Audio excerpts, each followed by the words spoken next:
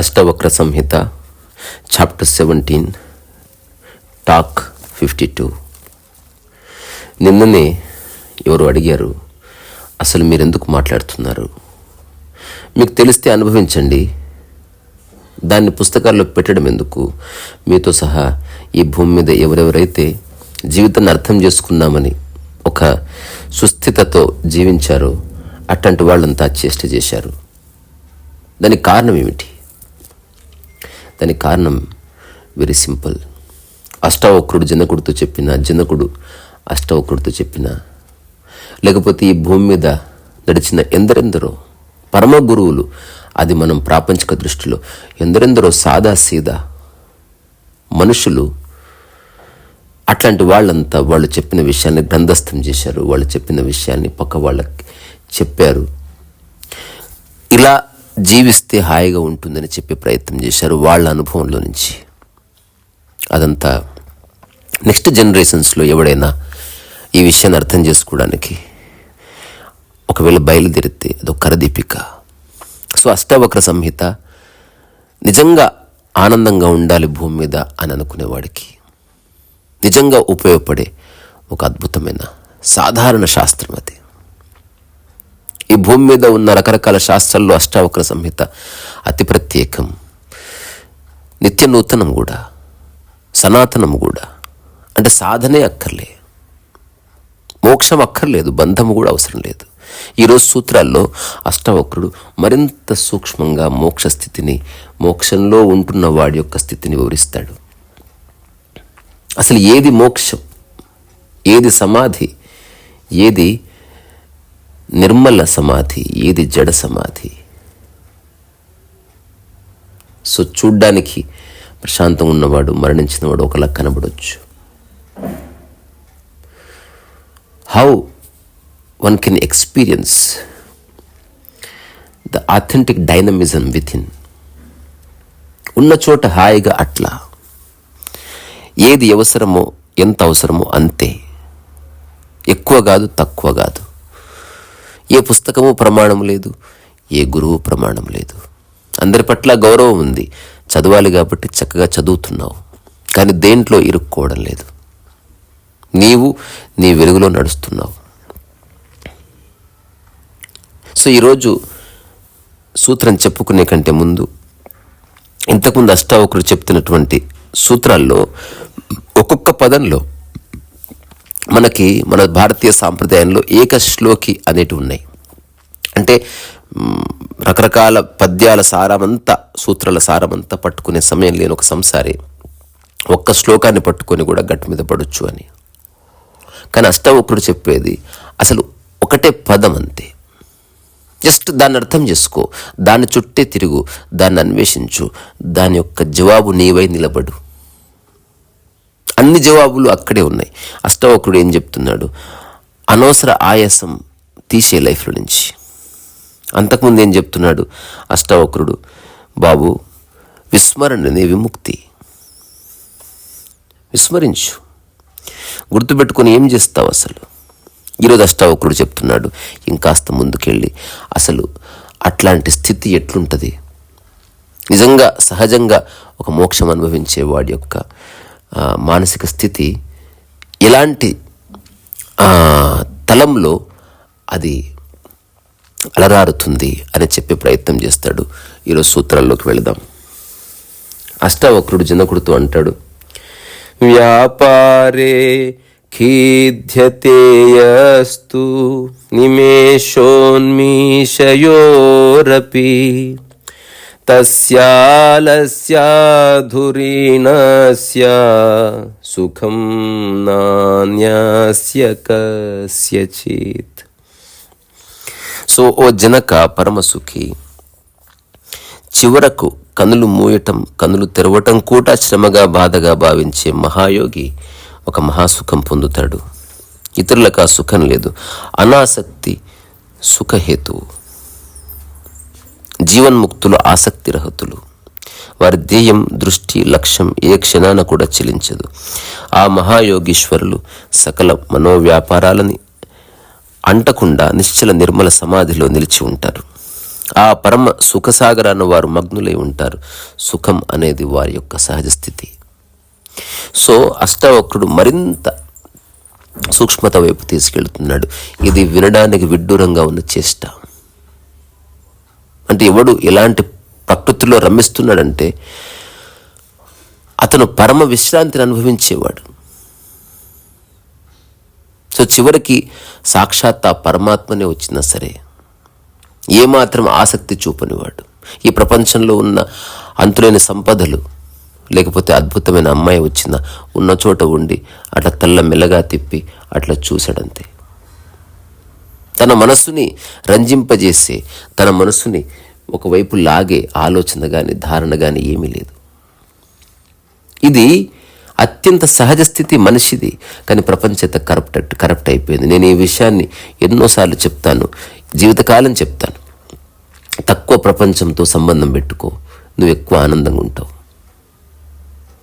ఎంత నీకు నువ్వు ఎంత తక్కువ గుర్తొస్తే అంత ఎక్కువ జీవిస్తున్నట్లు. నీ మనసులో వేరే వాళ్ళ గురించి ఆలోచన లేదా, నీకు నువ్వు దొరుకుతావు. నీ శరీరంతో ఏది పట్టుకున్నట్టు నీ మనసుతో ఏది పట్టుకోకు. సో అష్టావక్రుడు జిందకుడితో ఏం చెప్తున్నాడు?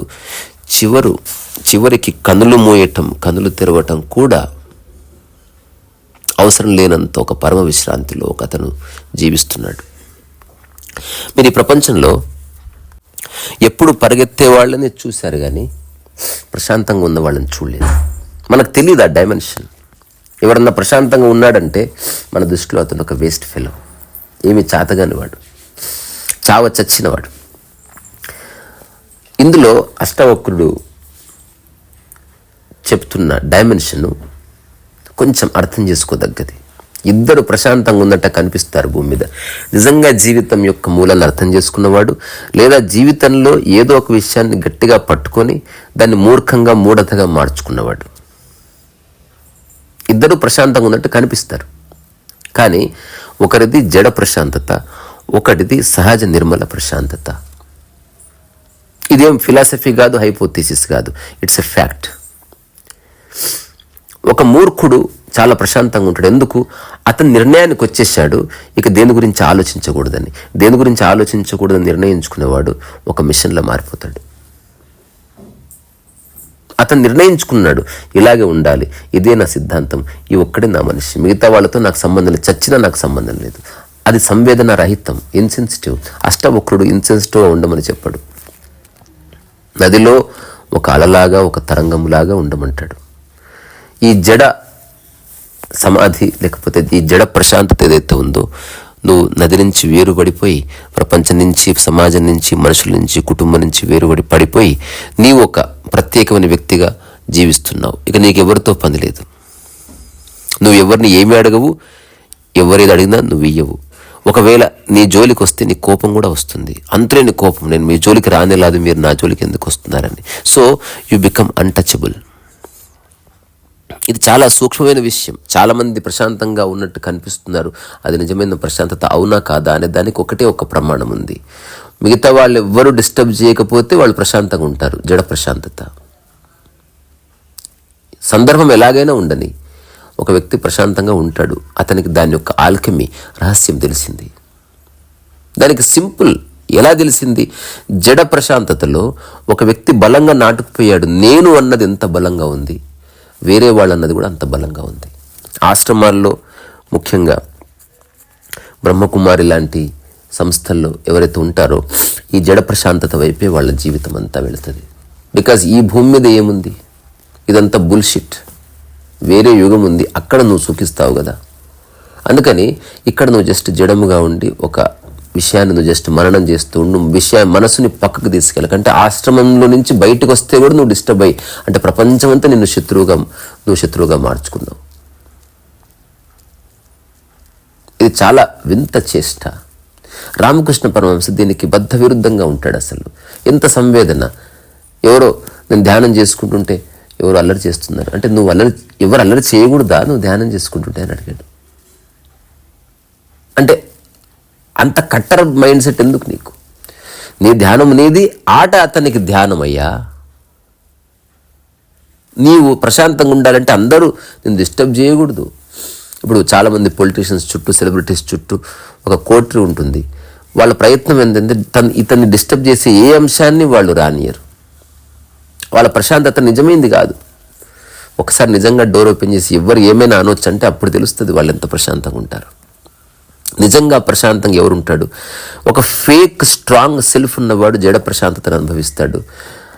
అతను చూడ్డానికి ఒక జ్ఞానిలాగే కనిపిస్తాడు. అతని దగ్గర కూడా ఒక ఫిక్స్డ్ సమాచారం ఉంది. అది తప్ప వేరేది ఏది కరెక్ట్ కాదని అతను చెప్తాడు. కానీ నిర్మల నిశ్చల ప్రశాంతత అనుభవిస్తున్న ఒక సాదాసీదా మనిషి, ఒక రమణ మహర్షిలాగా ఉంటాడు. అక్కడ సబ్ చిలేగా.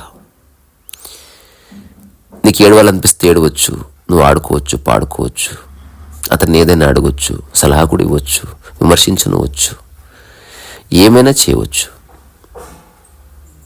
Doors are open. అలాగే సహజ నిశ్చల నిర్మల ప్రశాంతత కండిషనల్ కాదు, అన్కండిషనల్. అది దానికి ఒకే ఒక్క కారణం ఉంది. ఇంతకుముందు చెప్పుకున్నట్టు జడ ప్రశాంతతలో సెల్ఫ్, ఫేక్ సెల్ఫ్, ఒక సమాచారం వల్ల నిర్మితమైన సెల్ఫ్, ఇది నేను అనే ఒక అబద్ధపు ధారణ బలంగా ఉంటుంది. కానీ నిర్మల ప్రశాంతతలో అసలు నేను అనే ఐడెంటిటీ ఉండదు. తద్వారా నువ్వన్నీ చూడగలుగుతావు, వినగలుగుతావు, డిస్టర్బ్ అవ్వకుండా. బికాజ్ డిస్టర్బ్ అయ్యే వ్యక్తి వెళ్ళిపోయాడు, హర్ట్ అయ్యే వ్యక్తి వెళ్ళిపోయాడు, బాధపడే వ్యక్తి వెళ్ళిపోయాడు, పర్సన్ డిసపియర్డ్. ఒక ప్రవాహ స్థితి ఉందంతే. సో ప్రతి కదలికలో తను పరమ విశ్రాంతినే అనుభవిస్తాడు. పరిగెత్తి సాయంత్రం 6 గంటల తర్వాత రెస్ట్ తీసుకోవడం ఒకటి. నిరంతరం ప్రశాంతతని, పని చేస్తూ ప్రశాంతత, మాట్లాడుతూ ప్రశాంతత. ప్రశాంతత నీ సహజ స్థితి, అలాగే నీ పని కూడా సహజ స్థితి. సో అదే ఒక జీవన్ముక్త స్థితి. ఎప్పుడైనా నేను నా చుట్టూ ఉన్న వాళ్ళకి చెప్తాను, నేను చేస్తాను కూడా, బట్ కన్వే కావాలని రూల్ ఏమి లేదే. అయినా సరే చెప్పుకుందాం. మీరు ఒక పని పెట్టుకోండి, ఆ పనిలో జస్ట్ అట్లా ఉండండి. చుట్టుపక్కల నియమాలు పెట్టాను, నేను పని చేస్తున్నాను, నిశ్శబ్దం. ఇప్పుడు నేను కూడా చెప్పాను నిశ్శబ్దంగా ఉండమని. దానికి కారణం రికార్డింగ్లో పడుతుందని. అదర్వైజ్ నేను ఎప్పుడు చెప్పాను, అష్టావక్ర గీత చేస్తున్నప్పుడే మా ఇంట్లో వాళ్ళకి చెప్తున్నాను, ఈ 15 నిమిషాలు కొంచెం మెల్లగా మాట్లాడండి. నేను డిస్టర్బ్ అవుతాను కాదు, రికార్డింగ్లో పడుతుందని మాత్రమే. నేను 100 మంది పక్కన మాట్లాడిందని నేను చెప్పవలసింది ఖచ్చితంగా చెప్తాను. బికాస్ నాలో ఏ డిస్ట్రాక్షన్ లేదు. సో వినేవాళ్ళు డిస్ట్రాక్ట్ అవుతారని, అంతకుమించి ఏమి లేదు. సో మీరు ప్రశాంతంగా ఉండాలంటే 2 పద్ధతులు, పరమ విశ్రాంతిని అనుభవించాలంటే 2 పద్ధతులు. మీరంతా నిశ్శబ్దంగా ఉంటే నేను ప్రశాంతంగా ఉంటాను, మీరంతా ఎలాగైనా ఉండండి నేను పడుకుంటున్నాను. సో ఇక్కడ 2 విషయాలు మళ్ళా పోలిక కోసం చెప్తున్నా. ఈ ఇద్దరు ఒకేలా కనిపిస్తున్నారు, కానీ ఇందులో ఒక సైద్ధాంతికమైన తేడా ఉంది. ఈ జడ సమాధి లేదా జడ ప్రశాంతత ఎవడైతే అనుభవిస్తున్నాడో, ఒక సిద్ధాంతాన్ని పట్టుకుని అదే సత్యం అని వేలాడుతున్నాడో, మిగతాదంతా అసత్యము, వేస్టు, మిగతా వాళ్ళంతా పాపులు అని ఇట్లా ఎవడైతే నమ్మే ఒక బ్యాచ్ ఉందో, అట్లాంటి వాళ్ళంతా కర్మను వదిలేస్తారు. కర్మను వదిలేస్తే లేజినెస్ వల్ల నువ్వు ప్రశాంతత అనుభవిస్తున్నావు. నీకు ఏమీ చేయడం చాతగాక, ఏం చేయాలో తెలియక ఊరికే ప్రశాంతంగా ఉంటున్నావు. అదే సహజ నిర్మల ప్రశాంతత లేదా ఒక సహజ సమాధిలో ఉన్న ఒక వ్యక్తి కర్మను వదిలేయడు, కర్తను వదిలేస్తాడు. ఇదొక్కటే తేడా. ఓషో దీని గురించి చాలా ఎలాబొరేటెడ్గా చెప్పాడు. నేను మొదటిసారి ఓషో చెప్పిన మాట విన్నప్పుడే నాకు ఈ స్ఫురణ కలిగింది. అప్పటి వరకు తెలిసినా ఇంత స్పష్టంగా. ఇప్పుడు ఒక వ్యక్తి నేనేమి చేయకుండా పడుకుంటున్నాను అనడం వేరే, ఇంకో వ్యక్తి అలాగే కనిపిస్తున్నాడు. ఒక వ్యక్తి ఏమీ చేయనని ఏమీ చేయడం లేదు, కానీ రెండో వ్యక్తి అన్ని పనులు చేయడానికి సంసిద్ధతతో ఉన్నాడు, మళ్ళీ ప్రశాంతతను అనుభవిస్తున్నాడు. సో ఇదేమిటి? నేను అట్లా ఉండేవాడిని. చాలామంది ఇదే చేయని చెప్పినా నాకు అట్లా ఉండేది కదా. అన్ని పనులు మంచివే, ఎందుకు చేయకూడదు? మరి ఒకవేళ అది మంచిది కానప్పుడు అలా చేసే వాళ్ళ యొక్క హెల్ప్ మనం ఎందుకు తీసుకుంటాం? ఎగ్జాంపుల్, నేను ఒకసారి అన్నాను మా ఇంట్లో నేను టీ అమ్ముతానని, చాలా పెద్ద గొడవైంది. నిన్న టీ అమ్మడం మంచి పని కాదంటే మంచి పని కాదని చెప్పాను. నన్ను మరి మంచి పని కానప్పుడు ఇప్పుడు నా ఊరు వెళ్తే టీ ఎందుకు తాగుతున్నారు? అసలు మీరెందుకు టీ చేసుకుని తాగుతున్నారు మంచి పని కాకపోతే? ఇలా చెప్పండి, మీకు వాళ్ళ పట్ల ఏ రెస్పెక్ట్ లేదని. So laziness and lazy person ఎవరు? కర్మను వదిలేసినవాడు. జ్ఞాని ఎవడు? కర్తను వదిలేసినవాడు. కర్మను వదిలిపెట్టలే, వాడు అవసరమైతే ఏ కర్మైనా చేస్తాడు కర్తాభావన లేకుండా. సో ఒక మనిషి నిజంగా మానసిక ప్రశాంతతని, కంప్లీట్గా పరమ విశ్రాంతిని అనుభవించాలంటే ఇది ఒక పోలిక కోసం చెప్పబడ్డది. చివరికి కనులు మూయటం, కనులు తెరవటం కూడా శ్రమగా, బాధగా భావించే మహాయోగి మహాసుఖం పొందుతాడు. అంటే he has no interest in the world అని అర్థం. ఇప్పుడు కనులు ఎందుకు తిప్పుతావు? కారు పోతుంది, దాన్ని చూడాలి, తద్వారా మనసులో ఒక ఆలోచన ఏర్పడ్డది, అక్కడి నుంచి రకరకాల ఆలోచనలు ఏర్పడ్డాయి, అక్కడి నుంచి బాధ స్టార్ట్ అయింది, అక్కడి నుంచి ఏదో వ్యామోహం స్టార్ట్ అయింది. ఇదంతా ఎందుకు? దాని అర్థం he is not interested in any other thing. అలాగని అతను దేన్ని రిజెక్ట్ చేయడం లేదు, తన పనేది తను చూసుకుంటున్నాడు. చిన్న బైఫర్కేషన్ అంతే. సో ఎవరైతే నిజంగా పరిగెడుతున్నారో వాళ్ళకి ఆయాసం తప్ప ఆనందం ఎక్కడిది? నిశ్చల భక్తి యోగం, దాని యొక్క మూల సూత్రం ఒకటే. నిశ్చల ప్రశాంతత, నిర్మల ప్రశాంతత లేదా సహజ నిశ్చల నిర్మల సమాధి ఒకే విధంగా మేనిఫెస్ట్ అవుతుంది. ఏమిటది? మనోవ్యాపారం ఆగిపోవాలంతే.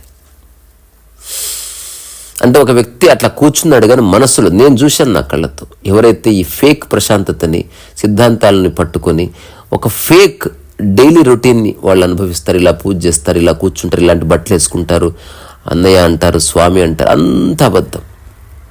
వాళ్ళ లోపట అంత వస్తు భోగలాలస, కుట్రలు, కుతంత్రాలు, ఇంతసేపు పరచింతన తప్ప వేరేది లేనే లేదు. కానీ వాళ్ళు జస్ట్ నోరు మూసుకున్నారు అంతే, ఎవరికి చెప్పకుండా. సో మనోవ్యాపారం పోతే అక్కడ మిగిలింది ఆనందమే. కర్త పోగానే నిజమైన కర్మ ఆవిష్కృతం జరుగుతుంది. ఓషో ఒక మంచి మాట చెప్పాడు, నాకు ఎంత నచ్చిందో. అదొక్క విషయం నేను రాసుకుని మరీ పెట్టుకున్నా, ఈరోజు ఈ టాక్ గనక చేస్తే లేదా అష్టావక్ర గీతలు ఎక్కడన్నా ఒకటి చెప్పాలని. ఏమీ చేయని మనిషి ఉంటాడు కానీ ఏమీ చేయని ఒక మిషన్ ఉండదంటాడు.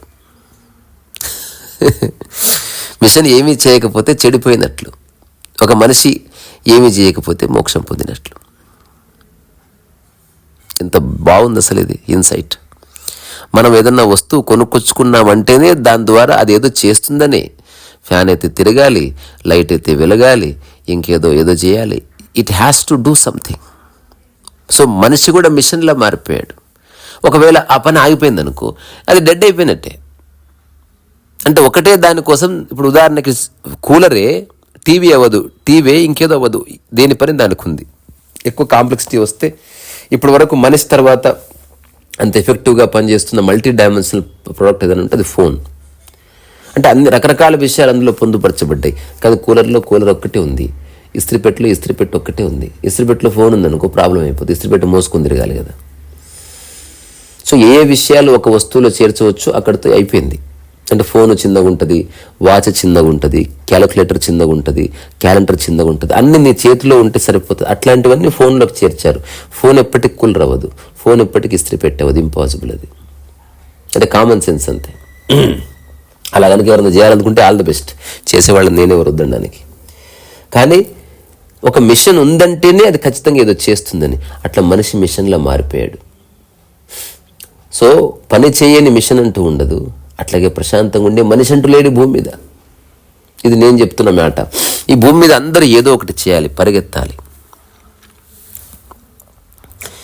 సో అష్టావక్రుడు చెప్తున్నాడు, జస్ట్ ప్రశాంతంగా ఉండవయా.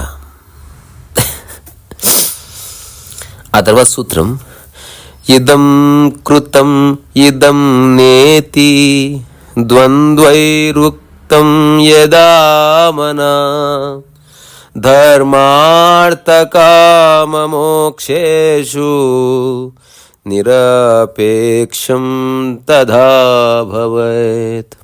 ఇది అల్టిమేట్ సూత్రం. ఇది అంటే అనాసక్తికి పరాకాష్ట, ద్వంద్వానికి కంప్లీట్ అతీతంలో ఉండు, అసలు ఎంచుకునే స్థితిలోనే ఉండకని చెప్తున్నాడు. ఇప్పటి వరకు ధర్మార్థ కామ మోక్షాల్లో అర్థం చేసుకోవాలి మనిషి అనేవాడు.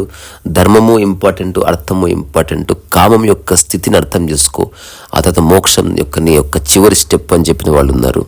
కానీ అష్టావక్రుడు ఏం చెప్తున్నాడు జనకుడితో? ఓ తృష్ణారహిత జనక, ఇది చేశాను, ఇది చేయలేదు అనే ద్వంద్వం నుంచి మనస్సు ముక్తమైనప్పుడు ఆ వ్యక్తి, ఆ యోగి ధర్మార్థ కామమోక్షాల విషయంలో కూడా ఇచ్ఛారహితుడై తృష్ణారహితుడై నిశ్చలుడుగా నిలుస్తాడు. ఇది ఎంత పరమోత్కృష్టమైన సూత్రం అసలు. అతను తృష్ణకి అతీతం, సుఖదుఖాలకు అతీతం, సంపూర్ణ ద్వంద్వాలకు అతీతం. అతనే జీవన్ముక్తి స్థితిని అనుభవిస్తుంటాడు. ఇప్పటి వరకు ధర్మార్థ కామం ఈ మూడింటిని సరిగ్గా అర్థం చేసుకో, ఆ తర్వాత తద్వారా మోక్షం వస్తుంది. అసలు అష్టావక్రుడు ఏం చెప్తున్నాడు? అసలు ధర్మము, అర్థము, కామము, మోక్షం అసలు దేన్ని పట్టించుకోక, అసలు ఏ కోరిక లేని స్థితిలో ఉండిపో, అసలు తృష్ణే లేని స్థితిలో ఉండిపో. ఇది ఇప్పుడున్న ప్రపంచంలో అంత ఆషామాషి విషయం కాదు. అయినా ఓకే, కాకపోయినా ఓకే అని ఎప్పుడన్నా ఒక పని మొదలు పెట్టావా? నేను చేస్తాను అట్లా, నిజంగా నేను చేస్తాను. అలాగని గొప్పగా చెప్పట్లే. ఎవరైనా నేను అనే పదం వాడగానే కొందరు మహాయోగులు ఉన్నారు మన ఛానల్లో మిత్రులు, నేను అనే పదం వాడుతుంటే అహంకారమే కదా అంటారు. భాష కోసం బాబు, ఎట్లా చెప్పాలి మరి? అది చేస్తుంది అనాలా? లేదా కృష్ణమూర్తి లాగా the speaker is not doing anything అనాలా? వై మాటల గారటి? జస్ట్ భాషలాగా. సో అష్టావక్రుడు చెప్తున్న స్థితి నిజంగా చాలా గొప్ప స్థితి. నువ్వు ప్రశాంతంగా ఉండాలంటే ఎలా అయినా ఓకే అనుకో, కొంచెం కష్టమే. సో అష్టావక్రుడు ఒకటే చెప్తున్నాడు, అసలు ఎలాంటి ఆసక్తి లేకుండా కొంతకాలం ఉండి చూడు, నీ పొట్ట గడవడానికి చెయ్యి. రెండోది, కర్తాభావన వదిలే కానీ కర్మను వదిలేయమని చెప్పట్లేదు. అంటే ఇది ఒక్క సైద్ధాంతికమైన తేడా ఉంది. చాలామంది ఏమీ చేయొద్దంటే ఏమీ చేయకుండా మూలకు దుప్పటి కప్పుకొని పడుకుంటారు. అష్టావక్రుడు నేను నిష్క్రియాపరుడుగా ఉండమని చెప్పడమే లేదు. ఇప్పుడు అష్టావక్రుడు యొక్క సారం తెలుసు కాబట్టి నేను ఇంత పని చేస్తున్నా, కర్త లేడంతే. ఈరోజు ఇంకొక పుస్తకం రాద్దాం అనుకుంటున్నా, అంటే రాస్తున్నా. ఒక 5-6 పుస్తకాల మధ్యలో ఉన్నాయి. అందులో ఏది కొనసాగించాలి? కోర్ట్స్ ఆఫ్ మిషన్ ఉంది, తావత్ టీచింగ్ ఉంది, లేకపోతే మా అమ్మ కథ ఉంది, బుచ్చారెడ్డి గారి కథ ఉంది. I will definitely write something. ఎక్కడో చోట మొదలు పెట్టాలి, సరదాగా రాసి ఏదో సాధిస్తాం, భవిష్యత్తులో ప్రైజ్ వస్తుంది, ఏవక్కర్లేదు. రాయడంలో ఒక చిన్న ఆనందం ఉంది, అది అనుభవిస్తున్నాను అంతే, అంతకుమించి ఏమీ లేదు. సో అష్టావక్రుడు ఏం చెప్తాడు జనకుడికి? బంగారు గొలుసులైనా ఇనుప గొలుసులైనా రెండు గొలుసులే. ఇనుప గొలుసులతో అన్న నువ్వు విడిపోయి ఉండవచ్చు, కానీ బంగారు గొలుసులతో నువ్వు తాదాత్మ్యం అంత ఈజీగా పోదు. ఈ బంగారు గొలుసులు, ఇనుప గొలుసులు అంటే ఏంటివి? ఒక ఉద్యోగం కోసం ఆరాటపడేవాడు ఉద్యోగం లేకున్నా బతుకొచ్చు, కానీ మోక్షం కోసం ఆరాటపడేవాడు, ముక్తి కోసం ఆరాటపడేవాడు ఒక మహా ఈగోయిస్ట్గా మారతాడు. నేను నా పర్సనల్ ఎక్స్పీరియన్స్లో చెప్తున్నాను. స్వామీజీలకి అంటే అందరినీ ఒక గాట కట్టేయడం లేదు. ఎవరైతే కష్టపడి ఒక దాన్ని సాధించుకున్నారో వాడిలో ఒక దిశనాహంకారం, ఒక సట్లిస్ట్ ఈగో ఖచ్చితంగా ఉంటుంది. సో జీవన్ముక్తి సుఖం అనుభవించగలగాలంటే ఎలా జరిగినా ఓకే అనుకో. ఈ క్షణం నువ్వు భూమి నుంచి నిష్క్రమించావు అనుకో, even that is also okay. So నీలో ద్వంద్వం మాయమైపోవాలి. దేన్ని ఎంపిక చేసుకోకు. మోక్ష స్థితిలో ఆపరేట్ చేయి, మోక్షం కోసం ఏమి చేయకు. మోక్షం నీ సహజ స్వభావం. నీలో ద్వంద్వం లేకపోతే, నీలో ప్రతి పనికిరాని విషయం పట్ల ఆసక్తి లేకపోతే, నువ్వు ఏ పని చేస్తున్నావు అందులో లీనమైతే, పని చేస్తూ కర్త లేకుండా చేయగలిగితే, ఏమీ చేయనప్పుడు నువ్వు సాక్షిగా ఉండగలిగితే, అంతకుమించి ఈ జీవితంలో ఆధ్యాత్మికత పరంగా చేయవలసింది ఏమీ లేదు. ఒకవేళ ఇదే టాక్ అబౌట్ మేనేజ్మెంట్ స్కిల్స్ కానీ, how to run an organisation అన్నప్పుడు కాంటెక్స్ట్ అంతా మారిపోతుంది. సో కాంటెక్స్ట్ని బట్టి మనం డిస్కస్ చేస్తున్నాం. అల్టిమేట్ లైఫ్ అండర్స్టాండింగ్ ఇది అందరికీ ఉపయోగపడుతుందని నేను అనుకోవడం లేదు. ఎవరైతే నిజంగా ఈ భూమి మీద సహజ మోక్షాన్ని జీవితకాలం ప్రశాంతంగా ఉండాలనుకుంటున్నారో అట్లాంటి వాళ్ళ కోసం ఇది. తర్వాత అష్టావక్రుడు జనకుడితో చెప్తున్నాడు, విరక్తో విషయ ద్వేష్ట రాగీ విషయలోలుప గ్రహ మోక్ష విహీనస్తు నా విరక్తో నరాగవాన్. సో నిష్కామి విషయాసక్తుడు అనురాగి, విషయముక్తుడు విరాగి, గ్రహణ త్యాగరహితుడు విరక్తుడు కాదు, అనురక్తుడు కాదు. అతడు విలక్షణుడు, విశేషజ్ఞుడు. సకామి కంటే నిష్కామి విశిష్టత తత్వజ్ఞుడు, జీవన్ముక్తికి యోగ్యుడు. ఇది అత్యంత అద్భుతమైన సూత్రం, అందులో ఏ సందేహం లేదు. ఈ 2-3 చాప్టర్స్ నుంచి వస్తున్న సూత్రాల్లో ఒక రిఫైన్మెంట్ ఉంది. రాను రాను ఇంకాస్త రిఫైన్మెంట్ ఒక్క పదంలో. అంటే నువ్వు ఒక దాని పట్ల ఆసక్తి కలిగి లేవు, విరక్తి కలిగి లేవు అంటున్నాడు. కొందరు డబ్బు డబ్బు డబ్బు డబ్బు అని పరిగెడుతున్నారు దాని వెంట. కొందరు డబ్బొద్దు డబ్బొద్దు డబ్బొద్దు అని దాని నుంచి పారిపోతున్నారు. ఈ 2 తప్పే అంటున్నాడు అష్టవక్రుడు. ఇందులో అష్టవక్రుడు ఈ 2 పదాలు వాడు. విరక్తో విషయ ద్వేష్ట, రాగి విషయ లోలుప, గ్రహ మోక్ష విహీనస్తు నా విరక్తో నా రాఘవాన్. సో రాగి అంటే మనం ఇప్పుడు రకరకాల పదాలు ఉన్నాయి. రాగము, విరాగము, అనురాగము, వీతరాగం, సరాగం, రకరకాలుగా ఉన్నాయి. అన్నిట్లో అంతరార్థం ఒకటే, కొంచెం కొంచెం కొంచెం వ్యత్యాసాలు ఉన్నాయి. ఇప్పుడు ఒకరి పట్ల నీకు మమకారం ఏర్పడ్డది, సో ఒక కనెక్షన్ ఏర్పడ్డది, రాగం స్టార్ట్ అయింది, అట్లాంటివన్నీ రాగి అంటారు. ఒకరి పట్ల మనసు ఇరిగిపోయింది, బ్రేకప్, తద్వారా ఆ మనిషిని నేను వదిలేసి వెళ్ళిపోయాను, కానీ స్టిల్ మనసులో కనెక్షన్ ఉంది, అట్లాంటివన్నీ విరాగి అంటున్నారు. సో విరాగంలో విరాగంలో ఉన్నవాడు, రాగంలో ఉన్నవాడు ఒకటే బోట్లో ఉన్నారు. ఒకడు కలిసి ఆలోచిస్తున్నాడు, ఒకడు విడిపోయి ఆలోచిస్తున్నాడు. బ్రేకప్లో what is there to breakup? Just stupidity breakup అవుతుంది అంతే. అసలు ఒకడిని వాడు అనుకోవడమే పొరపాటు. ఒకరు చేసిన చేష్టల్ని, ఒకరు చేసిన పనుల్ని సీరియస్ తీసుకోవడమే పొరపాటు.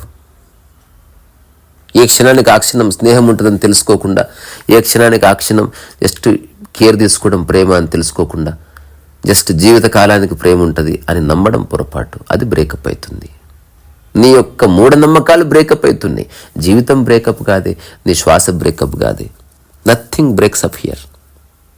ఓన్లీ నువ్వు ఏర్పరచుకున్న మనోవికారాలు, నువ్వు ఏర్పరచుకున్న ధారణలు, నువ్వు నేర్పరచుకున్న రకరకాల నమ్మకాలు, ఇవి బ్రేక్ అవుతాయి కదా. ఇక్కడ ఏది బ్రేక్ అవ్వదు, అంత కలిసే ఉంది. సో రాగి అంటే ఒక వ్యక్తితో తాదాత్మ్యం చెందినవాడు. తాదాత్మ్యం నాట్ జస్ట్ ఫిజికల్లీ. ఈ రాగము, విరాగము, వీతరాగం, ఈ 3 మానసిక క్షేత్రానికి సంబంధించినవి గుర్తుపెట్టుకోండి. రాగి మానసిక క్షేత్రంలో సంబంధం కలిగి ఉన్నవాడు. విరాగి మానసిక క్షేత్రంలో సంబంధం కలిగి ఉండి దూరం పారిపోతున్నవాడు. వీతరాగం జస్ట్ మానసిక క్షేత్రంలో ఏ సంబంధం లేదు, వాడు అందరితో ఉంటున్నాడు, వాడు దేనికి పారిపోవడం లేదు, దేనికి అతకడం లేదు. అట్లాంటి వ్యక్తి నిజమైన తత్వజ్ఞాని. నిష్కామం అంటే అదే.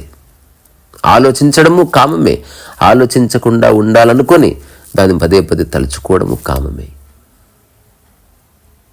నాకు చాలామంది ఫోన్ చేసి చెప్తారు, ఈ వ్యక్తిని మర్చిపోలేకపోతున్నా.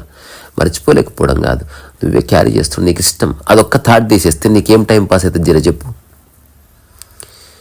నీ మనసుకి అదే రసము,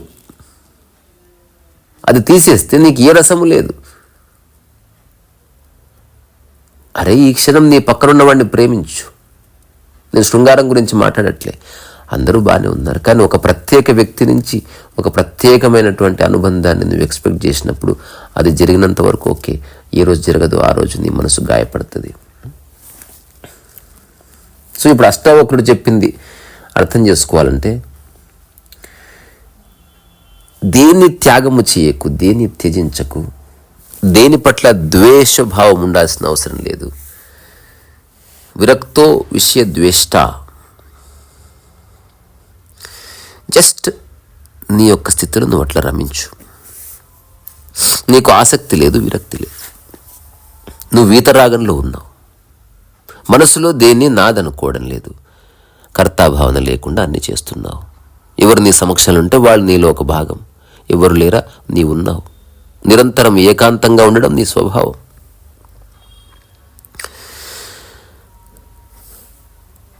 సో లాంగ్ బ్యాక్ నేను ఒక చిన్న పద్యం రాసిన అనమాట. తత్వము తెలిసినంత మాత్రాన సత్యము తెలుసని కాదు, సత్యము తెలిసిన వాడు తత్వము మాట్లాడవలనని లేదు. సత్యమున తత్వము పుట్టవలే గాని తత్వమున సత్యము కాదు, సత్యమున తత్వమసి రీసరసోవైస. ఇప్పటి వరకు అష్టావక్రుడు చెప్పిన మొత్తం సారాన్ని ఒక్క మాటలో చెప్పాలంటే, కర్తాభావన లేకుండా నువ్వు కర్మ గనక చేయగలిగితే నీ జీవితం ఒక అద్భుతమైన మలుపు తిరుగుతుంది. ఈ సమస్త కాస్మోస్ యొక్క రహస్యం అదే. భావన లేకుండా నువ్వు జస్ట్ కర్మ చేయడం, నిష్కామ కర్మ. నిష్కామ కర్త లేడే, కర్త భావన అసలు అవసరమే లేదు, నిష్కామ కర్మ ఉంది. సో కర్త రాగానే అది కామకర్మైంది, కర్త పోగానే నిష్కామకర్మైంది. కానీ ఈ లాభ నష్టాల ఊబిలో ఇరుక్కుపోయిన మనస్సు అసలు నాకేమి ప్రాఫిట్ లేకుండా, ఏదో సినిమాలో రాజేంద్ర ప్రసాద్ అంటారు కదా, ఏదైనా అడిగితే నాకేంటంట అంటాడు. అది చాలా సినిమాలో క్యారెక్టర్స్ పెట్టి అసలు నాకేంటి, అసలు నాకు లాభము లేకుండా నీకు లాభం అవుతుందా, నీ ఈగో బూస్టప్ అవుతుందా, ఎవరికి వాళ్ళు క్రాస్ చెక్ చేసుకోవచ్చు. కర్త లేకుండా, కర్తా భావన లేకుండా. నేను 2009 నుంచి 14 మధ్యన నా ఆత్మకథ రాసిన. అప్పుడు అందరూ ఏం పీకావని ఆత్మకథ రాశావంటే, పీకడానికి ఏమీ లేదని తెలుసుకున్నాను కాబట్టి ఆత్మకథ రాశానని సరదాగా చెప్పేవాడిని. ఆత్మకథ యొక్క టైటిల్ ఫస్ట్ పెట్టింది ఇప్పటికీ రెలవెంట్, నేను దాన్ని మార్చలేదు. నేను పుస్తకం రాసినప్పుడు రాసిన ఏ వాక్యాన్ని నేను తీసేయలేదు. బికాజ్ అబద్ధం చెప్తే కదా, నేను ఏదో సిద్ధాంతం చెప్పాలనుకుంటే దాన్ని అందంగా రాయాలి, ఉన్నది చెప్పడానికి భయం ఎందుకు. నా పుస్తకం పేరు ఇప్పుడు నా అంటున్నా అంటే ప్రస్తుతం నాతో సంబంధం కలిగింది కాబట్టి వీతరాగంలో నుంచే మాట్లాడుతున్నా. So much to do, nothing to achieve. అంటే చేయి రకరకాల పనులు కర్త లేకుండా, సాధించే ప్రక్రియ కర్త వల్లనే వస్తుంది. So much to do, nothing to achieve. ఇది ఒక ఢిల్లీలో ప్రొఫెసర్ చూసి ఆశ్చర్యపోయాడు. So much to do and you can achieve anything అని ఎక్స్పెక్ట్ చేశాను అన్నాడు. లేదు sir, the achiever disappeared from me, he is gone long back. Now ప్రస్తుతం వర్క్ మాత్రం ఉంది, ప్యూర్ వర్క్ ఉంది. ఇప్పుడు అష్టావక్ర గీత ఇంత ఆనందంగా ఒక స్థితిలో చేయడానికి ఏమీ ఆశించకుండా చేయడమే అష్టావక్ర గీత సారం. ఇప్పుడు ఎవరైనా అష్టావక్ర గీత చేసి చివరిలో లైక్, షేర్, సబ్స్క్రైబ్ అన్నారా, ఇరుక్కుపోయారు. ఇప్పుడు నా ఛానల్ యొక్క సారమే అష్టావక్ర గీత. కామన్ సెన్స్ ఉన్నవాడికి, గమనించే శక్తి, గుర్తించే శక్తి ఉన్నవాడు గుర్తుపడతాడు. ఇది ఈ ప్రపంచంలో అతి గొప్ప ప్రయోగం. ఈ మెంటల్ ఛానల్ అనేది ఒక ప్రయోగం, మళ్ళీ ఎవడు చేసేది కాదు అది. అంటే కర్తాభావన లేకుండా ఏం జరిగినా ఓకే, ఎవ్రీథింగ్ ఈజ్ ఓకే. అది మీరందరూ ఓన్ చేసుకోవాల్సిన ఛానల్, అలాగని దాన్ని డిస్టర్బ్ చేస్తామని కాదు. ఇప్పుడు ఎవరైనా వంటలు చేస్తున్నారు, అలాంటి వాళ్ళ గురించి ప్రపంచానికి తెలియాలి, అట్లీస్ట్ 100 మంది కన్నా తెలుస్తుంది. మీరు ఒక పోస్ట్ క్రియేట్ చేసి దాన్ని ప్రజలకు పరిచయం చేద్దాం, ఆర్డర్స్ మీకు వస్తాయి, అట్లా మీరు బతికేయండి. ఎవరో కుట్లు అల్లికలు చేస్తున్నారు, వస్తే కొన్ని ఫొటోస్ తీసుకుంటండి, మీరు ఏం చేస్తున్నారో చెప్పండి. జస్ట్ ఎలాగైనా ఓకే అనుకునే వాళ్ళు ఎవరికైనా నా ద్వారం ఎప్పుడు ఓపెన్ ఉంది. ఇలాగే అంటే I'm not the right person, it's okay, కొంచెం అడిట్ అవుతుంది, ఏమవుతుందిలే, నాన్ సీరియస్గా కర్త లేకుండా చేసే వాళ్ళంతా నా మిత్రులు. సో ఇక్కడి నుంచి మీ ఓపికకి శిరస్సు ఉంచి నమస్కారం చేస్తున్నా. మీలో ఉన్న అష్టావకుడికి, నాలో ఉన్న జనకుడికి నేను శిరస్సు ఉంచి నమస్కారం చేస్తున్నా. రే సరస్వతి.